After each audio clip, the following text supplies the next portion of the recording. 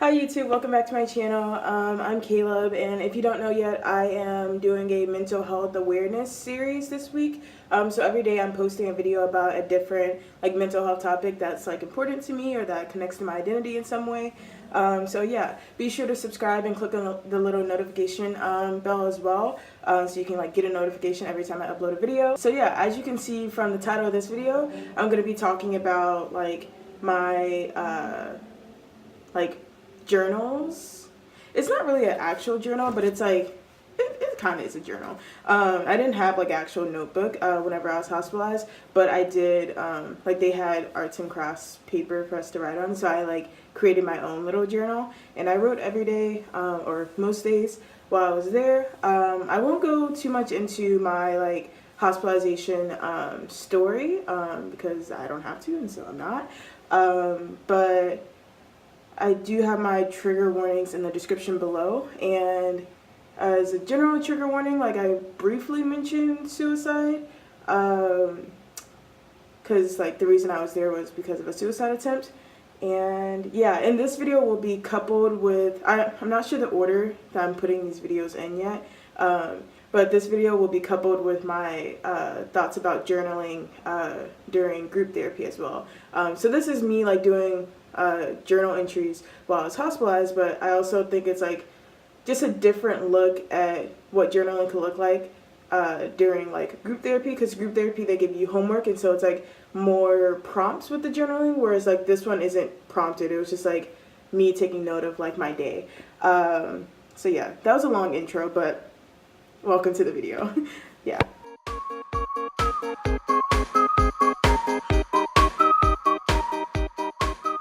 On this first entry I wrote ER because whenever I was taken to the hospital, I was taken to the ER first and then admitted into the psych unit. So yeah, I spoke to a doctor, psychiatrist, that had the word me in his name. He was respectful of my pronouns and used the name Caleb. I was tired of having to re-explain what happened, but I did anyways. I didn't realize it, but there was a police officer assigned to me, which made me feel psychotic. I stayed down in the ER for a while. Oh, and their ER is small, so I was on a bed and not in a real room. Yeah, the hospital that I was staying at was super underfunded, I guess. I don't know, their ER was really busy that day, and I wasn't even in an actual hospital room. I was just in a bed, and I realized that there's a security guard who was sitting next to me, but I thought that they were just sort of sitting there because that was their job. I mean, I guess it is their job, but they were assigned to me.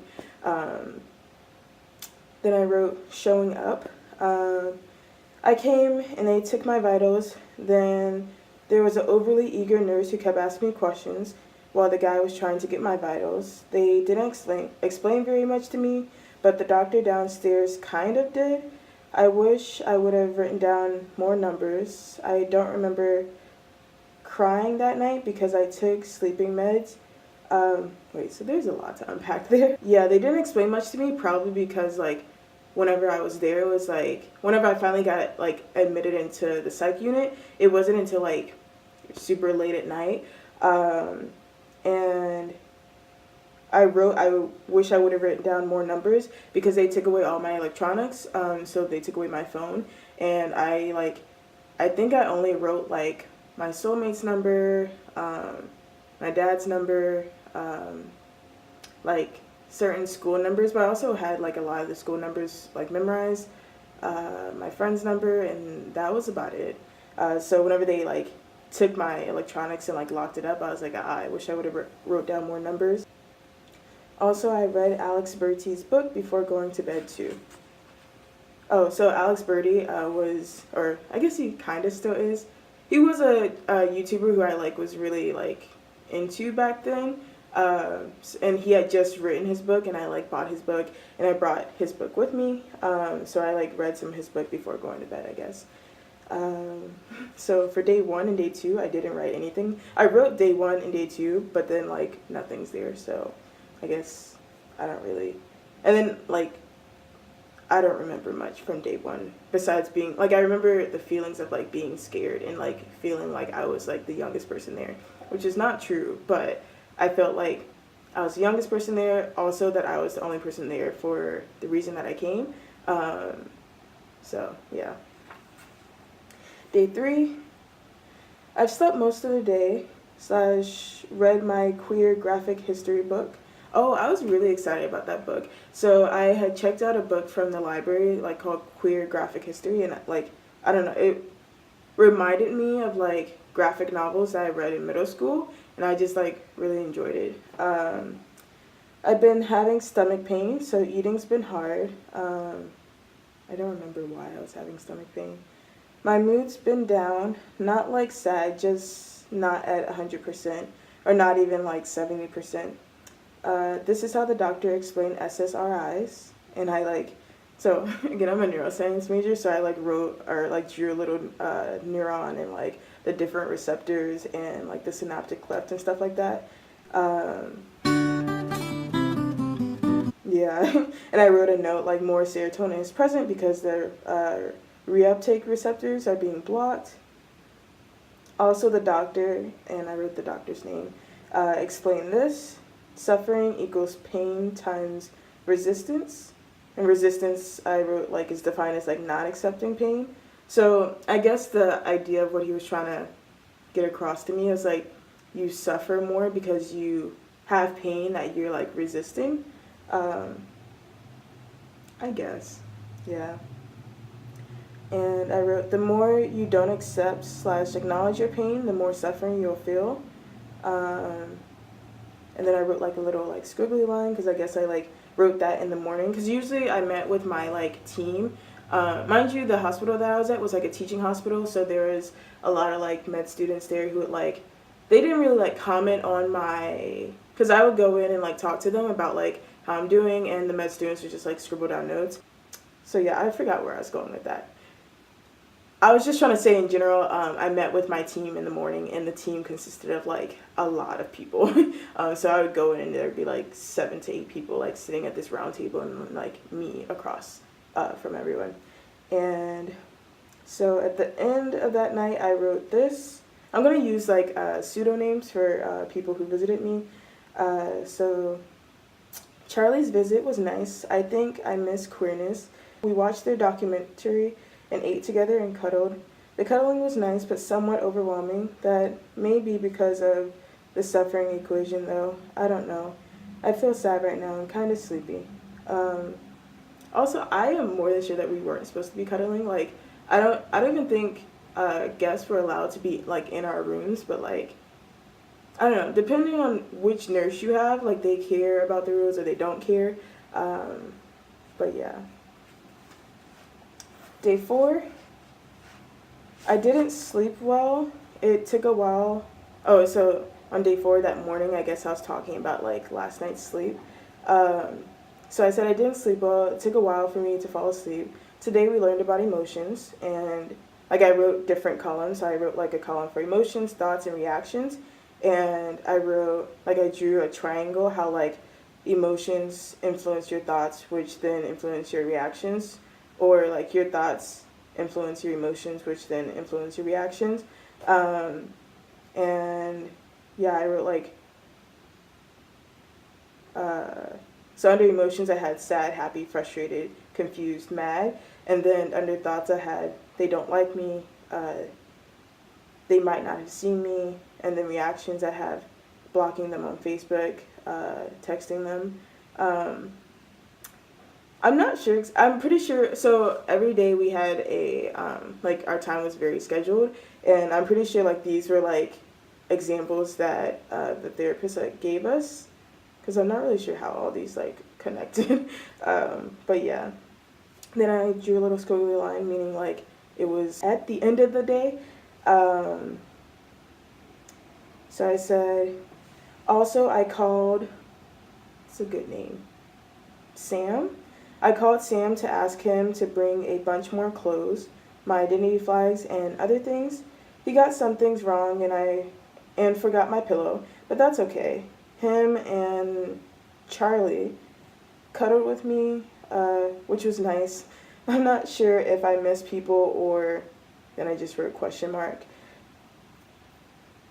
Oh, and when they came, Charlie came in first, but because I was tired of the day, because I was tired of the day room. Oh, so the day room was like, so literally, again, the hospital was really small. So like, there was just like the rooms and then like one room where we all like would meet together, which is the day room. And the day room is where we had our like therapy sessions and where we had lunch, where we had all our meals. And it was like, half of it was like the TV room.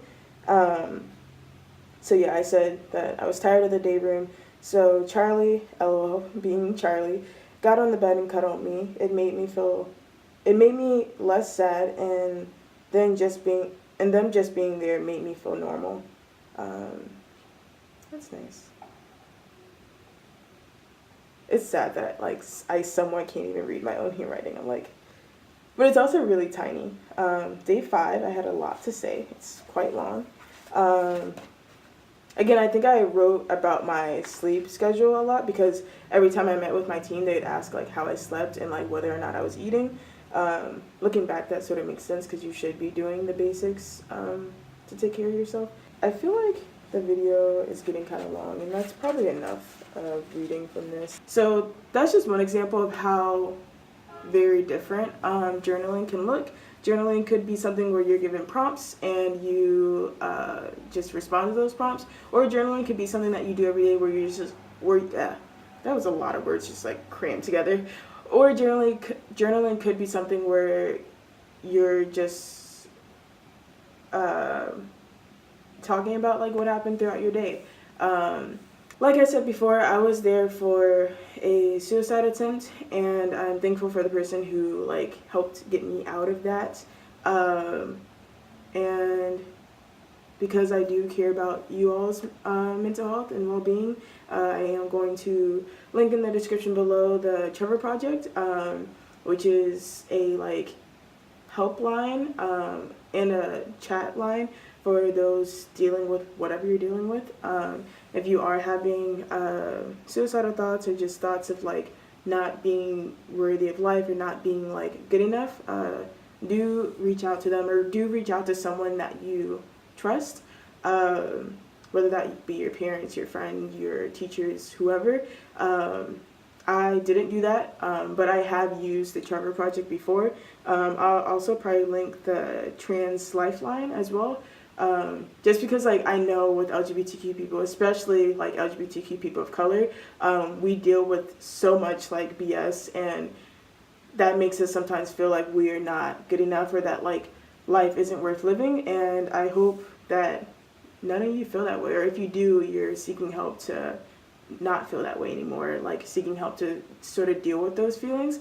I, for the longest time, just didn't deal with the feelings and assumed that that was just the life that I was meant to live, and that's not the life that you're meant to live. You are worthy of love, you are worthy of life, and yeah, I just pray and hope and wish you all the best. One more thing, actually, if you are a parent or a friend or an ally to someone who is LGBTQ, be sure to check in on them. I know Pride Month is coming up, so like a lot of us are on like some good gay energy vibes, but there are some of us who aren't like privileged enough to be out or don't feel safe enough to be out, and so like check in on them. And if you don't know queer people in your life personally, you can also support us by donating to the Trevor Project, or donating to Trans Lifeline, or donating to different like orgs that support like trans women of color. Do what you can to help out, especially during Pride Month and then outside of Pride Month as well. I know it's only May, but if you can, and if you do say that you are an ally, like show your allyship in ways outside of just like announcing that you support LGBTQ people. Yeah, that's the hill that I am on right now, and that is the hill that I will die on. Bye.